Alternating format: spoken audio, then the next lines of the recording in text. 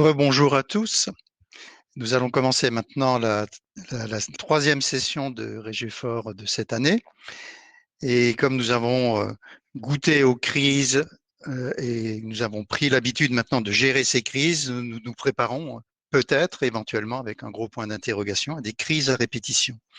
Donc cette session va se poser la question plutôt de manière un peu plus prospective sur qu'est-ce qui va se passer dans l'avenir ou qu'est-ce qu'on peut prévoir comme conditions dans lesquelles les forêts vont évoluer dans les 10, 20, 30, 40 ans à venir. Le premier exposé, je vais bientôt donner la parole à Antoine Collin de l'IGN et à Eric Rigolo d'INRAE. On leur a demandé de revenir un peu sur l'exercice et puis de développer à partir de cet exercice, l'exercice qu'ils ont fait de prospective autour de l'atténuation du changement climatique par la forêt et par la filière forêt-bois. Bonjour à tous. Donc effectivement, je vais vous présenter des travaux qui sont pas tout à fait récents, mais qui restent quand même d'une certaine actualité. Une étude qui a été publiée en 2017, relative à l'évaluation de la contribution de la filière forêt-bois à l'atténuation du changement climatique à l'horizon 2050. Et plus précisément, puisque c'est un Régifort sur les risques et les crises, on va vous présenter le volet risque de cette étude-là. Donc moi, je vous présenterai la partie un peu générale de cette étude, des résultats hors crise, pour vous remettre le contexte général, et puis Eric, le volet crise, pour montrer leur contribution attendue au bilan. Voilà, donc l'enjeu de cette étude, on est parti du constat, elle est partie du constat en 2015, quand elle a fait cette étude-là, oui, que deux visions en fait, du rôle du secteur forestier dans la lutte contre l'effet de serre cohabitent. Elles cohabitent toujours en 2021. Une approche qui est plutôt basée sur l'encouragement de la séquestration du carbone en forêt, donc l'augmentation du puits in situ, et puis une autre approche qui est plutôt favorable au développement des filières bioéconomiques, qui vise donc plutôt d'éviter les émissions finalement, à travers d'un recours accru du bois, en substitution d'énergie de matériaux plus énergivores. Donc les questions qui s'amènent, qui sont rapidement apportées, enfin qu'on nous pose, c'est l'équilibre. Est-ce qu'on peut trouver un équilibre entre l'accumulation des stocks en forêt et les prélèvements de bois? Finalement, quel est le bon curseur entre les deux dynamiques pour optimiser le carbone à long terme? Et puis derrière, rapidement, les questions qui se posent, c'est quelle politique forestière faut-il envisager pour séquestrer, enfin en tout cas pour favoriser l'atténuation de l'effet de serre, avec des questions de gestion forestière, de protection, au contraire de plans de reboisement pour redynamiser en redynamisant la sylviculture et les prélèvements, le soutien industriel. Donc énormément de questions qui se posent. Et donc en 2015, une demande des pouvoirs publics a été posée à l'INRAE, qui s'est associée à l'IGN, pour éclairer le débat justement, sous la forme d'une expertise collective sur le bilan carbone de la filière française à l'horizon 2030 et 2050. Voilà, l'étude a été finalisée en 2017 et on a publié un ouvrage l'an dernier aux éditions Quae. Vous trouverez tous les détails. Alors l'objectif de l'étude, il y avait trois objectifs. Le deuxième objectif, notamment, consistait à élaborer des scénarios pour aller jusqu'à l'horizon 2050, donc des scénarios de gestion. L'originalité de cette expertise, c'est qu'on a voulu coupler ces scénarios de gestion, qui sont des exercices un peu classiques, finalement, à des effets de changement climatique. Donc on a défini deux scénarios climatiques, et puis, et là c'est vraiment une originalité particulière, des scénarios de crise biotique et abiotique, pour voir l'effet qu'ils peuvent avoir à l'horizon 2050 sur ce bilan. Donc ça sera développé tout à l'heure. Et puis donc, au-delà de la définition des scénarios, on allait jusqu'à la fin de l'exercice, avec une approche quantitative pour projeter à 2050 donc, le bilan carbone des trois scénarios. Voilà. Donc cette expertise a réuni une quinzaine d'agents, de chercheurs, d'ingénieurs de différents instituts, avec des compétences variées. Plusieurs participants aux ateliers Régifort y ont contribué. Et donc c'est une démarche qui s'est appuyée pour la prospective, donc l'aspect quantitatif, on s'est appuyé sur une mise en relation, en interaction de trois modèles. Le modèle décrivant les ressources forestières de l'IGN, un modèle à base de processus pour simuler l'effet du changement climatique, je reviendrai un petit peu dessus, et puis un modèle sur l'économie de la filière, pour voir dans quelles conditions économiques, finalement, les scénarios pouvaient se réaliser, notamment le scénario qui vise à récolter plus de bois, non de bois énergie. Voilà. Et puis on a regardé, évidemment, ces questions de scénarios de crise, comment ils altéraient, finalement, le bilan carbone. Alors, justement, rentrons dans les résultats, en commençant par la présentation des scénarios de gestion forestière.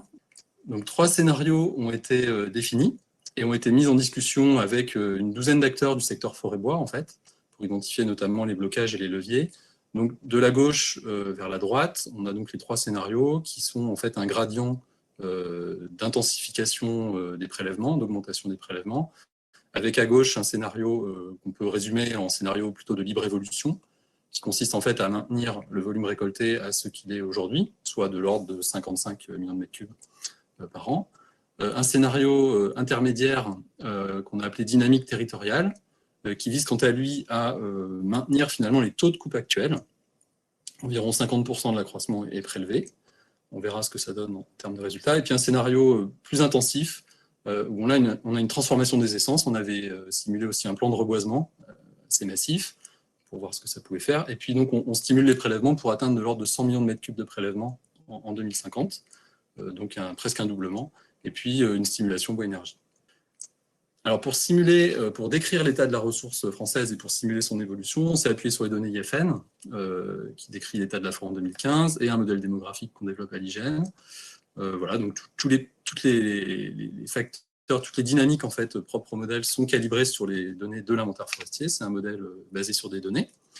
Donc ce qu'on observe sur le graphique en haut à droite, c'est on simule bien jusqu'à l'horizon 2050 soit un maintien des volumes prélevés, soit une augmentation des volumes prélevés. Mais ce qui est intéressant de voir aussi, c'est le graphique en bas à droite, c'est que malgré cette augmentation ou cette stabilité de récolte, on a un stock sur pied qui continue à augmenter. Parce que là, je vous présente l'évolution du stock depuis 1975, tel qu'il est vu par les données de l'inventaire forestier. Et donc, dans les 3 scénarios, on a une capitalisation, finalement, qui se poursuit en forêt, y compris dans le scénario intensif. Alors, en termes de résultats de bilan carbone, donc là, je vous présente la synthèse annuelle, en fait, la contribution globale à l'atténuation d'effets de serre du secteur forêt-bois année par année jusqu'en 2050. Ce qu'on observe pour les scénarios extensification à gauche jusqu'à intensification à droite, c'est qu'on a dans tous les cas des bilans carbone qui sont largement positifs, c'est-à-dire que la forêt française et le secteur bois continuent à atténuer l'effet de serre fortement, et c'est même légèrement croissant ou stable selon les scénarios sur toute la période. Donc ça, c'est un premier enseignement. Et le deuxième enseignement, c'est qu'en fait, on a des bilans qui sont à peu près équivalents, aux incertitudes près que je n'aurai pas le temps de développer ici. Et en fait, on a un jeu de compensation qui se réalise entre le stockage dans l'écosystème, c'est tous les éléments figurés en vert, donc la biomasse aérienne, le bois mort, et pour le scénario extensification, où on maximise la séquestration en forêt, et plutôt une maximisation de l'effet de substitution, donc des émissions évitées, dans le scénario le plus intensif. Mais en l'état, on n'est pas capable, finalement, de trancher aux incertitudes près sur le meilleur scénario. Voilà les enseignements globaux. Alors, ces résultats-là s'entendent hors effet du changement climatique et hors crise. Et donc, on a testé différentes options complémentaires, en commençant par un effet d'une aggravation du climat, alors toujours hors crise dans ce cas-là. Donc, on a simulé, grâce à une interaction entre le modèle IGN et le modèle de processus Go+, un effet finalement, une aggravation des paramètres climatiques et donc un effet dépressif sur la croissance, sur la production biologique des arbres, dans le cas du scénario RCP 8.5. On a également simulé une augmentation, une surmortalité chez les arbres adultes, et ça, c'est notamment des informations qui sont dérivées du réseau 16-16, qui montrent que quand on a des climats les plus secs, on avait des mortalités, des surmortalités chez les arbres les plus gros. Donc le résultat qu'on obtient à gauche, c'est en fait une séquestration, dans tous les cas, qui reste importante, malgré ce climat. Par contre, on a évidemment une séquestration beaucoup moins rapide, des bilans carbone qui sont amoindris pour tous les scénarios, quels qu'ils soient, mais proportionnellement, l'impact est le plus fort pour le scénario plus extensif, puisqu'en fait, on met plutôt tout dans la partie séquestration en forêt, et donc c'est la croissance biologique étant impactée, on a une réduction plus forte. Alors le bilan global, lui, est un peu tamponné entre les 3 scénarios. C'est le graphique de droite. Les effets de substitution sont en fait, eux, assez équivalents, assez indépendants en fait, à un effet du changement climatique, puisqu'en fait, les récoltes, elles, ne sont pas très impactées à l'horizon 2050, qui est un horizon court terme. Les quantités de bois matures à récolter sont à peu près les mêmes, en fait, elles ne sont pas impactées par le climat, et donc les effets de substitution sont à peu près équivalents. Donc dans tous les cas, voilà, la contribution du secteur forêt-bois reste majeure, mais son importance varie. construction des scénarios. Et il y a un fort effet en cas de crise, notamment, ça commence à apparaître ici, la valorisation des bois permet notamment de continuer à atténuer l'effet de serre. Donc il y a un enjeu important sur cette valorisation des bois en cas de crise. Juste pour conclure mon intervention introductive, donc j'ai regardé en fait, en prévision de la partie d'Éric, qu'est-ce qui se passait dans la forêt française en ce moment. Et donc j'ai regardé les données de l'inventaire forestier national les plus récentes.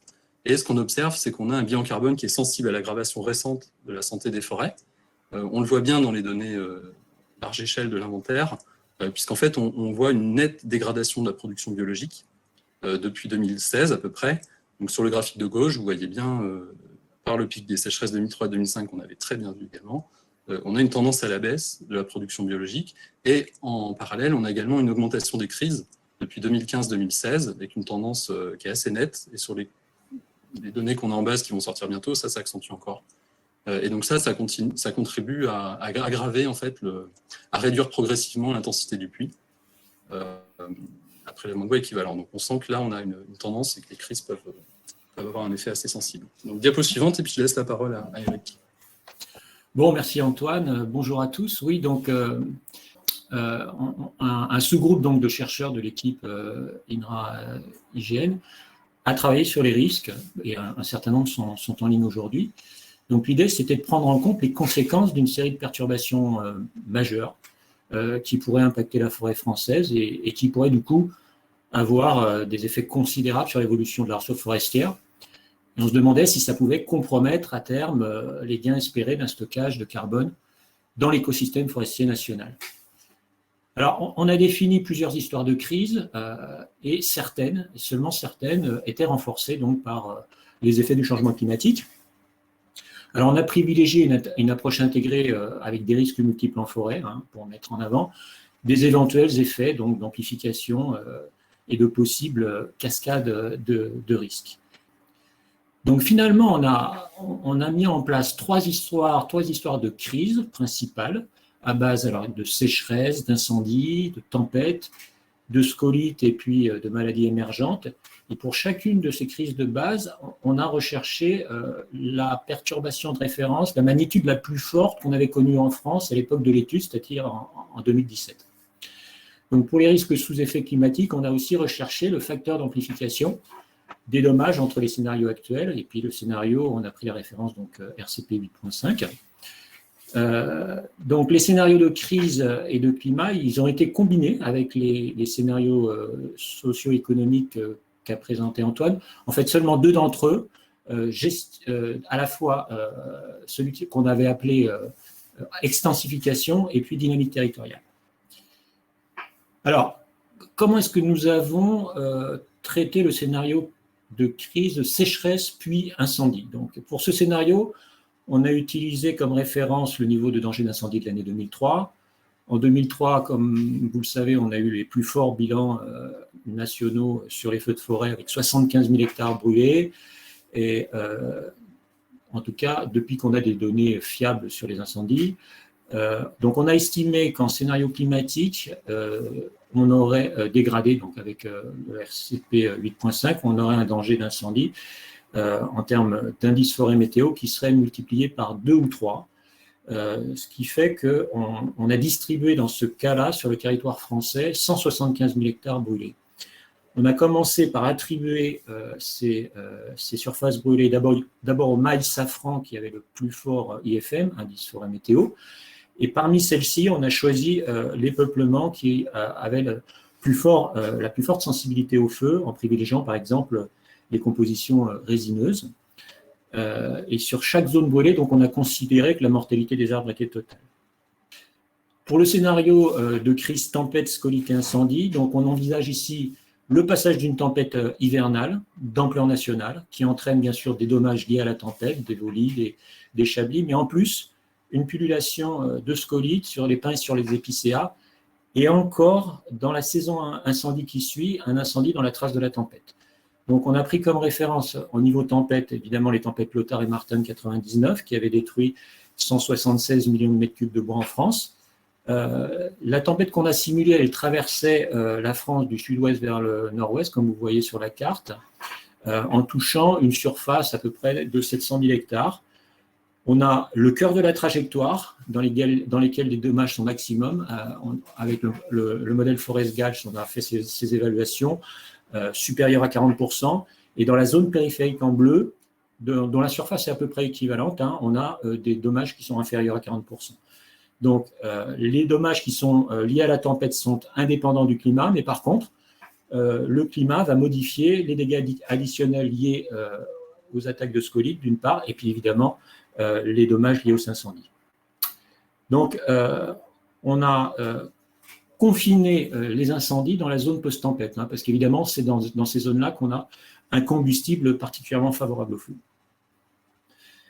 Pour ce qui est de la crise invasion biologique ou maladie émergente, on a introduit ici différents types d'invasions biologiques qui vont toucher des chênes ou des pins, en prenant comme référence donc la crise de la Calarose du frêne, en tout cas ses paramètres. Cette crise a été supposée indépendante de l'évolution du climat, donc on ne l'a développée que sur le cas du climat actuel. Et on fait partir donc l'invasion à partir du nord-est de la France et progression vers le sud-ouest pour ce qui concerne les chênes, et progression inverse pour ce qui concerne les pins, avec de multiples foyers initiaux, comme vous voyez sur les cartes en haut à droite. Alors, compte tenu des observations qu'on avait faites sur la Calarose du frêne, on a fixé la vitesse de progression à 50 km par an. Et puis de même, la Calarose a permis de caler la dynamique de mortalité, puis aussi de perte de croissance, en fonction du temps de présence donc, de la maladie sur le territoire. Alors voilà, l'impact des crises sur le bilan carbone, bon, c'est d'abord lié évidemment aux mortalités massives qui ont été induites par ces crises. Pour ce qui concerne la crise sécheresse et incendie, avec ces 175 000 hectares brûlés, donc on a une mortalité, une surmortalité de 35 millions de mètres cubes de volume aérien total. Pour ce qui concerne la crise tempête scolite suivie d'incendie, ça génère une surmortalité de 330 millions de mètres cubes, soit 2 fois plus que la tempête Lothar et Martin et 5 fois plus que la tempête de 2009. Et enfin, le scénario maladie émergente sur les pins et les chênes génère une surmortalité là, qui va varier selon les conditions, qu'on soit dans les pins, qu'on soit dans les chênes, entre 130 et 800 millions de mètres cubes.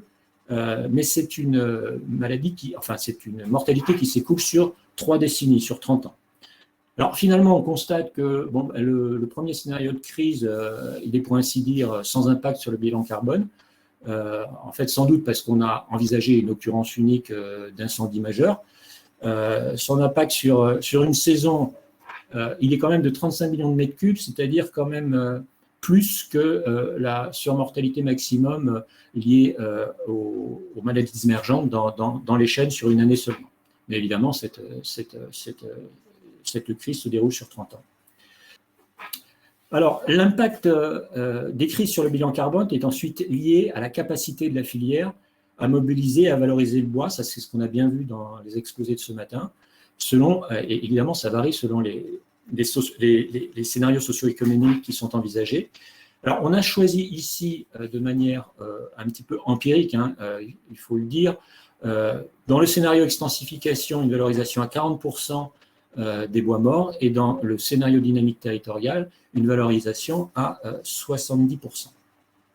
En termes de bilan carbone, si on regarde la dynamique temporelle, donc 2015-2050, là on prend l'exemple de la cascade de risques, tempête, scolite et incendie qui suivent ces 2 crises, eh bien on a ici une surmortalité qui peut être estimée à 70%. Mais dans ce cas, on observe une chute du stockage annuel en forêt, on le voit bien sur le graphique en haut à gauche, de l'ordre de 60%, mais plutôt récupéré avec les 2 graphiques du dessous, récupéré donc très peu dans le stockage des produits bois, mais beaucoup par effet de substitution dans les matériaux bois. Donc sur la période, finalement, le déficit de stockage, il est compensé à 100% sur l'ensemble de la période. Maintenant, diapo suivante, si on regarde dans le scénario climatique sévère, alors là, l'impact sur le bilan carbone est beaucoup plus fort, avec temporairement un déstockage en forêt et en produits bois, et finalement, une plus grande difficulté de récupération de la situation au niveau antérieur à la crise. Donc, dans ce scénario, le système forêt-bois est disons, assez fortement bousculé. Donc, passons maintenant en vue un certain nombre d'enseignements qu'on a pu avoir de cette étude assez rapidement. Donc, d'abord, il s'agit de dimensionner les crises futures en précisant la perturbation de référence pour chacun des aléas. C'est-à-dire, il faut bien documenter le maximum historique connu et puis aussi mener des travaux de recherche pour essayer d'évaluer son évolution dans le futur. Donc, dans ce domaine, les choses vont très vite. On l'a vu ce matin avec l'exposé de Jean-Pierre Renaud.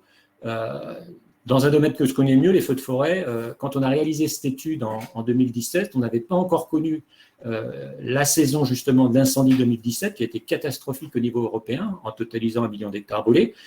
Et en particulier, la saison a été particulièrement dramatique au Portugal, qui a supporté la moitié de ce bilan total et qui a connu en une seule journée, et en plus en octobre, c'est-à-dire très tard en saison, une seule journée, un bilan de 220 000 hectares, ce qui représente plus que le scénario le plus extrême qu'on avait prévu dans cette étude. Donc les choses évoluent très vite. Et puis on voit aussi que dans ce domaine-là, il faut non seulement évaluer et caractériser une perturbation, une crise, mais aussi le régime de perturbation, c'est-à-dire tous les paramètres qui déterminent, qui caractérisent l'évaluation spatio-temporelle de cette crise sur un territoire donné. Donc ses dimensions, sa sévérité, sa fréquence. Donc, on peut dire par exemple qu'une seule saison catastrophique de feux de forêt, comme on l'a simulé ici, n'a pas beaucoup de conséquences sur le bilan carbone. En revanche, si ces saisons venaient à se multiplier dues à des sécheresses récurrentes, ce serait autre chose. Ensuite, une des conclusions importantes de l'étude, plutôt inattendue, ça a été le rôle de la substitution. C'est-à-dire, c'est un vrai gain immédiat, irréversible sur le bilan carbone. Et il est essentiel dans les simulations de bien estimer le taux de valorisation des produits bois impactés par la crise, donc autrement dit la capacité à mobiliser ce bois brûlé, comme on l'a vu ce matin, et ceci avec le meilleur niveau de valorisation possible, donc si possible en bois d'œuvre, et si ce n'est en bois d'industrie. Donc les parts de valorisation des bois morts dans les crises que nous avons pensées, c'était relativement empirique comme évaluation, donc ça va nécessiter un affinage dans les études futures. Mais quoi qu'il en soit, on a vu qu'il faut une très forte réactivité de la filière et être capable d'absorber des très gros volumes de bois en très peu de temps. Et la bonne nouvelle, c'est qu'on en apprend des crises et qu'on va progresser d'une crise à l'autre. Enfin, le dernier point, c'est que l'originalité de l'étude, Antoine l'a dit, c'était donc non seulement d'intégrer les perturbations dans les dynamiques forestières, mais d'avoir dans cette approche une approche multirisque. Donc pour ça, on a constaté qu'au départ, quand on met des gens spécialistes de crises différentes ensemble, il faut s'harmoniser sur les terminologies et sur les concepts. Bon, mais une fois que ça s'est fait, on a un vrai dialogue interdisciplinaire pour ce qui concerne la démarche académique. Et puis pour ce qui concerne l'opérationnel, c'est une démarche multi-acteurs qui doit être mise en œuvre. Voilà, on en vient aux conclusions. Un certain nombre de conclusions. La première, c'est que finalement, le bilan carbone de la filière forêt-bois pourrait être maintenu quel que soit le niveau de prélèvement retenu. Il pourrait même progresser si, évidemment, les effets du changement climatique sur la séquestration du carbone ne sont pas d'une ampleur extrême, de très grande ampleur. Et d'un point de vue du bilan carbone, il apparaissait à l'époque de l'étude que plutôt difficile de conclure à l'avantage d'un accroissement des niveaux de prélèvement par rapport au prélèvement actuel, parce qu'il y avait un certain nombre d'incertitudes et puis aussi la difficulté d'évaluer un certain nombre de paramètres comme les coefficients de substitution. Une forte séquestration du carbone en forêt, comme le propose le scénario extensification, se traduirait par une moindre réduction des émissions de gaz à effet de serre due à des recours à des produits non bois. Bon, ça c'est important à noter. Bon, on a montré donc l'importance de la prise en compte des perturbations de grande ampleur qui vont percuter les trajectoires des peuplements dans le futur. L'étude montre la capacité quand même des forêts françaises à encaisser ces chocs qu'on a voulu quand même maximales par rapport à ce qui était connu. En tout cas, jusqu'en 2050. Ce qui se passe ensuite, il faudrait une étude qui le précise.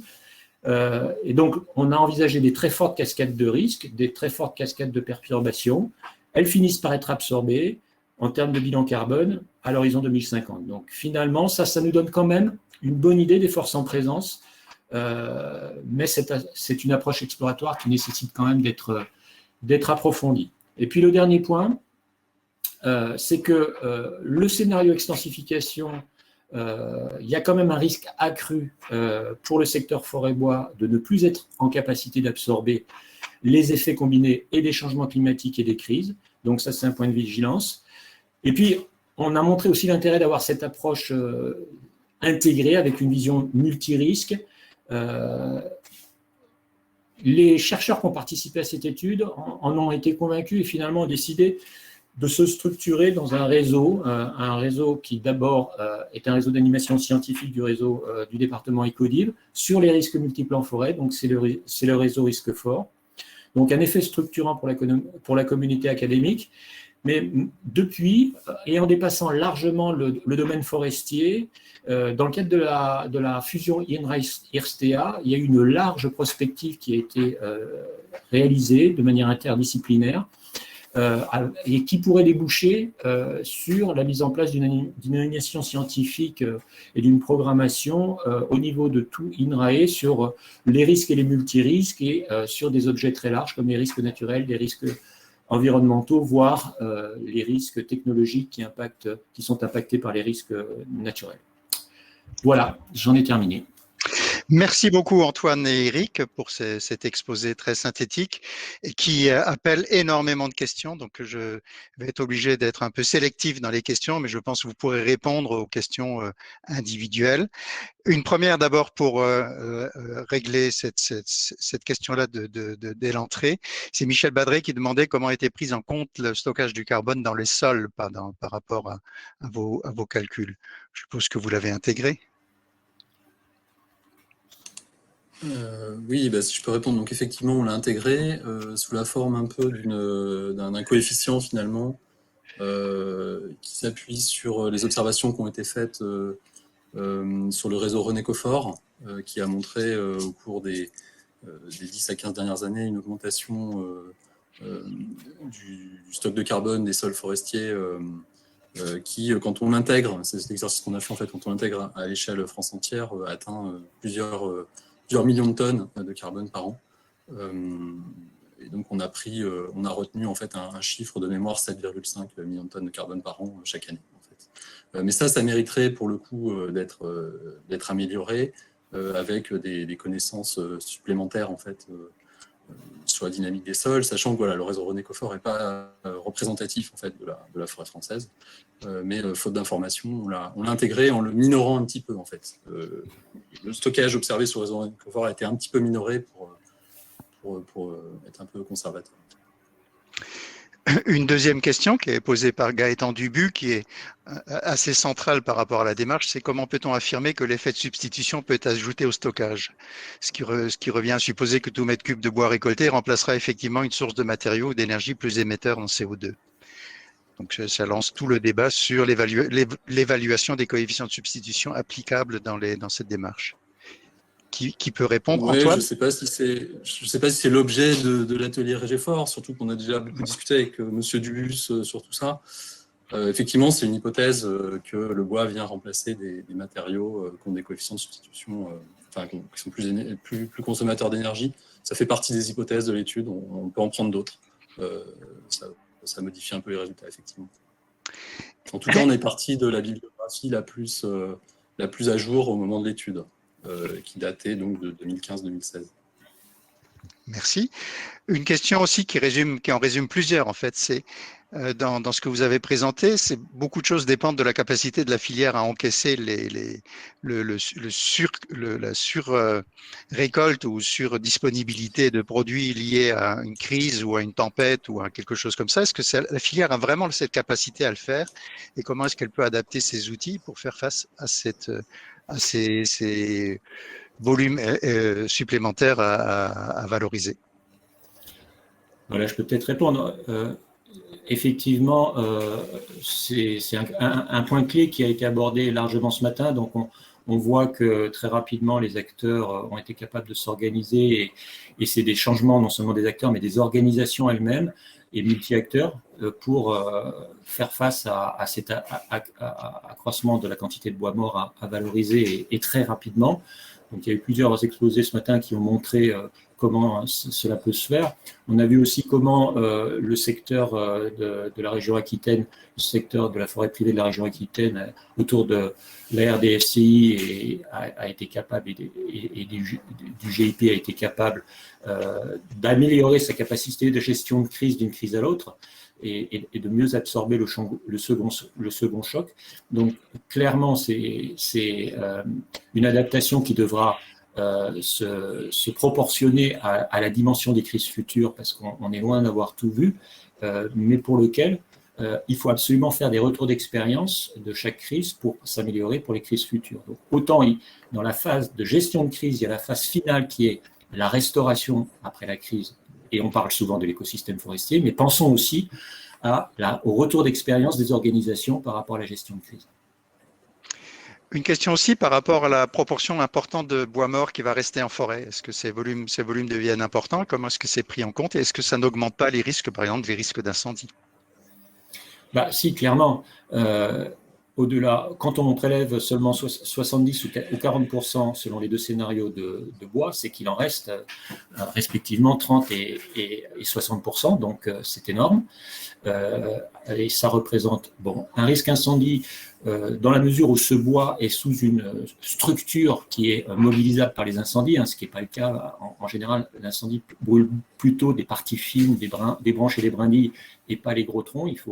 Il faut l'entretenir par des parties fines.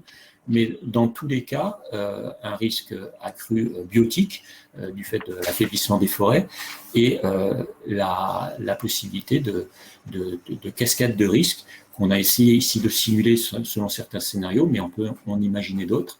Donc, ce bois mort a aussi des avantages écologiques, on les a vus ce matin et en début d'après-midi, qu'il faut savoir évaluer et valoriser. Et puis une question qui vous a été posée très souvent déjà, mais qui revient, c'est pourquoi avoir arrêté les scénarios à 2050? Bon, je connais un peu la réponse, mais je vous laisse répondre. Vas-y, Antoine. Oui, alors là-dessus, effectivement, il faut se repositionner dans le contexte de l'époque. L'étude, elle a démarré en 2015-2016. C'était déjà il y a quelques années. Les modélisations à long terme nécessitent quand même d'avoir un certain recul, notamment sur les effets de changement climatique, sur l'évolution de la forêt française. Et clairement, à l'époque, on n'était pas outillé en fait vraiment pour aller au-delà.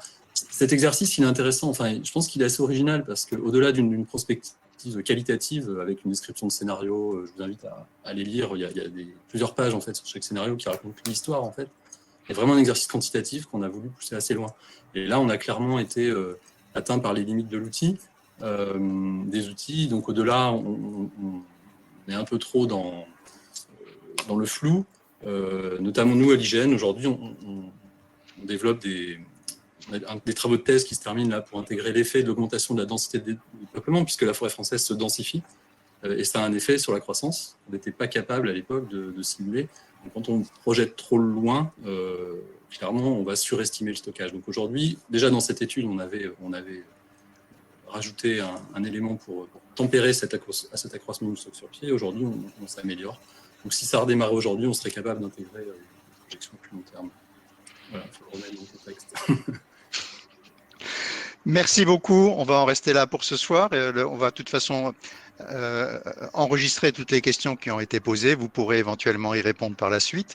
On voit bien que c'est une étude qui soulève plein de questions et plein de débats, mais c'était l'objectif. Et merci pour votre intervention et pour avoir resitué cette prospective dans le cadre des analyses d'impact de crise et de débats autour de l'atténuation et de l'adaptation des forêts au changement climatique. Merci beaucoup.